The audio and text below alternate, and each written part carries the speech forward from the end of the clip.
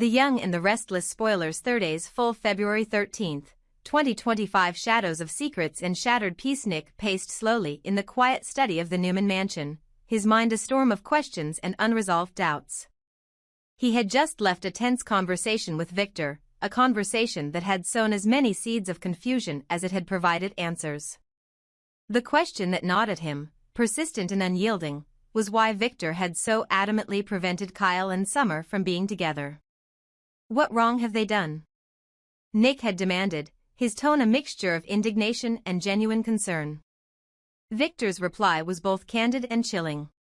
Leaning back in his leather chair, his gaze steeled with the weight of years and decisions made in the shadows of power, Victor had said, "Nick, it isn't as simple as right or wrong. There are layers of responsibility and legacy at stake. Kyle and Summer, as individuals, might appear to have done nothing wrong, but their union threatens more than just personal happiness. It unsettles the delicate balance that must be maintained for the sake of our family's future." Nick's heart had sunk at these words. Deep down, he recognized the logic behind Victor's vision, a vision of control, of safeguarding what he believed was the sanctity and stability of the Newman dynasty. And yet, Nick couldn't ignore the bitter taste of injustice that clung to every syllable. "I can see some truth in your words," Nick had admitted hesitantly, "but don't you think you're overstepping? They are adults who should be free to choose their own happiness without being pawns in your grand design." The tension in the room had been palpable, a silent chasm filled with conflicting loyalties and half-spoken regrets. Unable to shake the unsettling blend of agreement and discontent that Victor's words had stirred within him, Nick decided he needed guidance, someone who could see both sides of the coin with clarity. That person was his sister, Victoria. Over the years, Victoria had become the unspoken mediator in the family, tirelessly striving to bridge the ever-widening gap between their father's iron will and the individual desires of those caught in the crossfire. Later that evening, as twilight spilled its soft light over the mansion's corridors, Nick found Victoria in the family parlor. Her face, lined with exhaustion and quiet sorrow, told a story of battles fought not with weapons, but with words and weary compromises.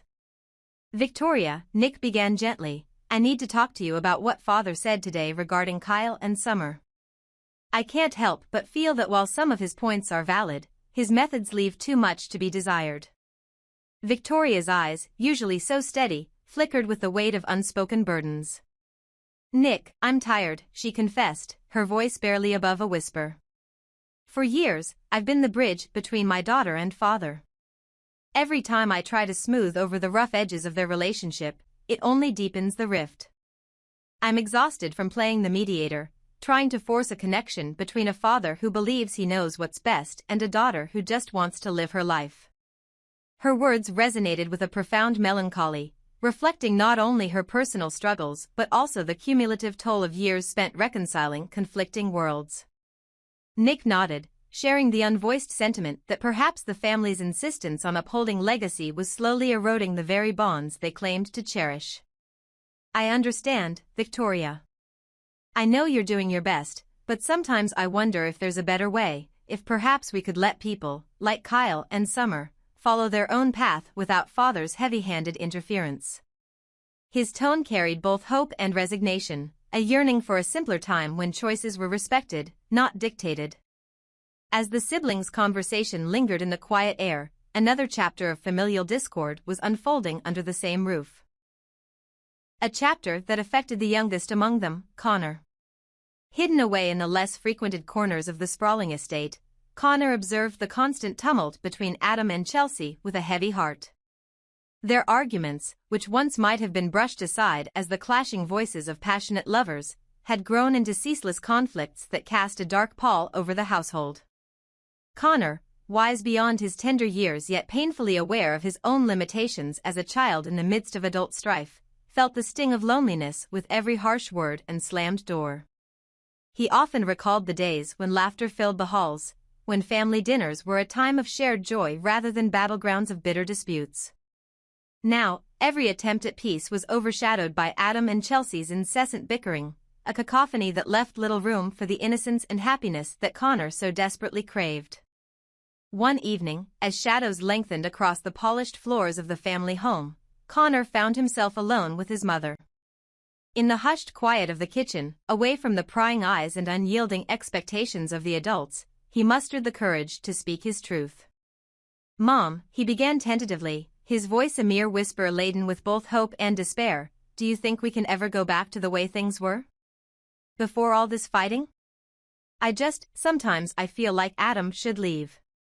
It's too much to bear watching him and Chelsea tear each other apart all the time." His mother's eyes widened with a mix of surprise and sorrow. She understood, all too well, the relentless cycle of discord that had enveloped their lives. Yet, she also knew that as much as Connor's plea came from a place of genuine pain, it was not a simple matter of sending someone away. "Connor," she replied softly, "I know you're hurting. But sometimes grown-ups have their own battles that we can't fix just by wishing things were different. It might take time for them to find their way back to peace, if that's even possible." Connor's small frame shuddered with the weight of the unsolvable dilemma. He wished, with all his heart, for a return to the days of warmth and understanding. Yet, he was painfully aware that the complexities of adult relationships were far beyond his reach. The whispered suggestion that Adam should leave echoed in his mind, a desperate hope for an escape from the relentless storm that had engulfed his once happy home. Back in the quiet study where the seeds of discord had first been sown that day, Nick's mind reeled with the conflicting truths laid before him. Victor's unwavering belief in his own infallibility had always been a source of both admiration and resentment. She remembered a time when family meant unconditional support and unbridled love, not the ceaseless negotiations and silent compromises that now defined their interactions. Yet, despite her exhaustion, Victoria clung to a fragile hope that one day, a breakthrough might occur, a moment when the walls of resentment and misunderstanding could finally come down, and the family could embrace a new beginning. In hushed conversations over tea, in the dim light of early evening, Nick and Victoria deliberated on what might be done. "Maybe we can propose a compromise," Nick suggested, his eyes earnest and pleading. A way for Kyle and Summer to have a chance at happiness without undermining father's concerns. There has to be a middle ground somewhere. Victoria, her gaze distant as she recalled painful memories of past conflicts, nodded slowly. "It won't be easy, Nick. Every attempt to change the status quo is met with resistance.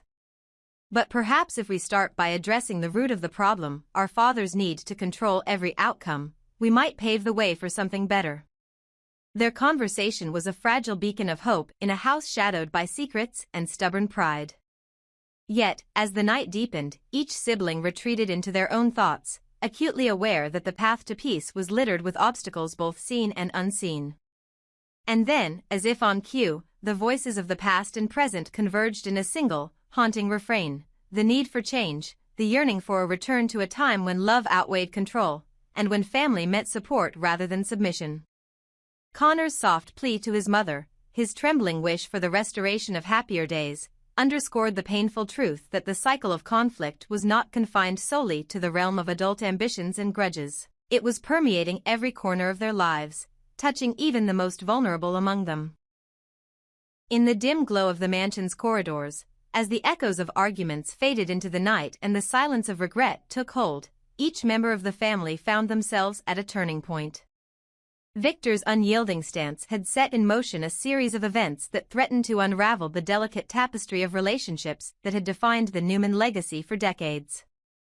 Nick, Victoria, and even young Connor knew that the path ahead would demand sacrifices, honest confrontations, and perhaps even a reimagining of what it meant to be a family. For Nick, the journey had just begun.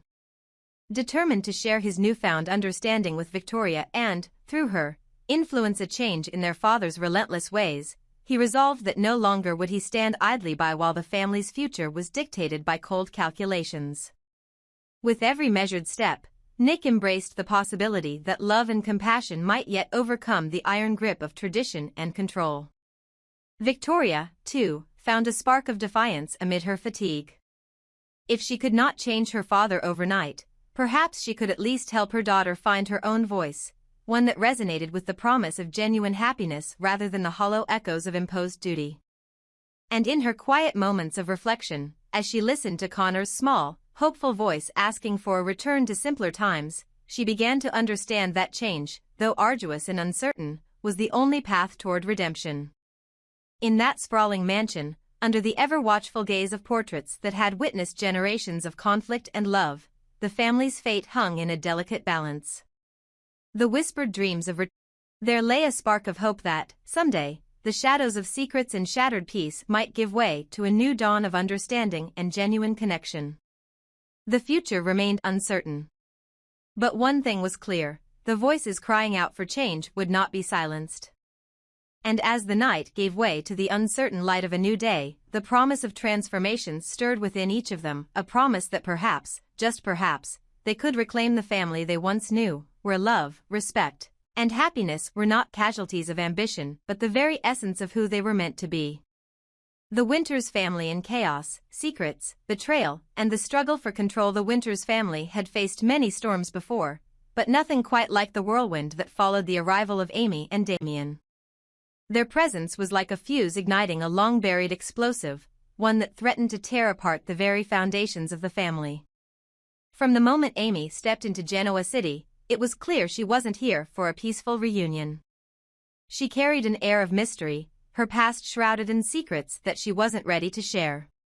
Damian, too, carried his own burdens, ones that neither time nor distance had managed to erase. Together, their presence threw the entire Winters family into disarray, triggering conflicts that had been simmering beneath the surface for years. The divide, Devon versus Nate. At the heart of the chaos stood two men, Devon Hamilton and Nate Hastings, cousins, but often more like rivals. Their relationship had always been strained, especially in recent years, and the arrival of Amy and Damian only served to widen the rift between them. Devon, pragmatic as ever, saw the situation for what it was, a battle that was not his to fight. He had learned the hard way that some wars weren't worth engaging in, and this was one of them. To him, the mess Amy and Damian had brought wasn't his burden to carry, nor was it Nate's. That's why, when he noticed Nate hovering on the sidelines, waiting for an opportunity to step in, Devon didn't hesitate to warn him. "Stay out of this, Nate," Devon said, his voice edged with frustration. "This isn't your fight. Let them deal with their own mess, and when it's all over, if there's something worth celebrating, you can show up and act like you won. But don't get involved just to make yourself look like the good guy." It was a harsh statement, but Devon had never been one to sugarcoat the truth. To him, the best way to navigate chaos was to step back, let the fire burn itself out, and emerge unscathed when the smoke cleared. But Nate? He wasn't wired that way. Nate's dilemma, stepping into the fire. Unlike Devon, Nate couldn't turn a blind eye to the people around him. He wasn't indifferent to their struggles, even if getting involved meant putting himself in the crosshairs. Watching Damian unravel, caught between a war he didn't ask for, was enough to push Nate into action. He saw the pain in Damian's eyes, the silent plea for help buried beneath layers of anger and confusion. This wasn't just about family drama, it was about a young man who needed guidance, who needed someone to step in before it was too late. So, despite Devon's warnings, Nate made his decision. "I can't be as cold as you, Devon," he said, shaking his head. "I can't stand here and watch Damian spiral just because it's not my fight. Someone has to step up, and if that someone has to be me, then so be it." And with that, Nate threw himself into the storm, determined to find a resolution before the Winters family shattered beyond repair. The battle over Damian. The first step was getting Damian to listen, which was easier said than done. The young man was defensive, angry, and unwilling to trust anyone. His conflicts with Amy had reached a boiling point, with the two constantly at each other's throats over secrets neither of them was willing to expose. But Nate was patient. He understood that Damian didn't need another person barking orders at him, he needed someone who was willing to listen. "I know you feel like no one understands what you're going through," Nate told him one evening. "But I'm not here to judge you. I'm here to help. Whatever's going on between you and Amy, it doesn't have to define you." Damian's defenses wavered, but it wasn't until Nate brought up his mother that the real breakthrough happened. The idea of returning to his mother wasn't something Damian had considered before. He had spent so long running, trying to prove himself, trying to carve out a place in a world that always seemed ready to cast him aside. But Nate's words planted a seed of doubt, a realization that maybe, just maybe, there was another way. And that's when Nate made the boldest move of all. He offered Damian a way out. "You don't have to stay in the middle of this war," he said. "Go home. Be with your mother. Let the rest of them fight their battles while you find your own peace." It was a simple offer, but it was the first time Damian had felt like he actually had a choice. The aftermath, a fragile peace. By the time the dust settled, the Winters family was left standing on shaky ground. Amy and Damian had finally confronted their demons, though their relationship remained complicated at best. Nate had done what Devon refused to do. He stepped into the chaos and found a resolution. Whether Devon would respect that or continue to see it as unnecessary interference was yet to be seen. And as for Nate? He didn't regret his decision, not for a second. Some fights weren't meant to be avoided.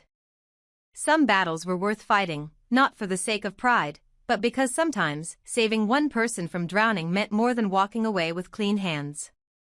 The Winters family was far from healed, but for now, at least, the storm had passed. And if another one came? Well, Nate would be ready.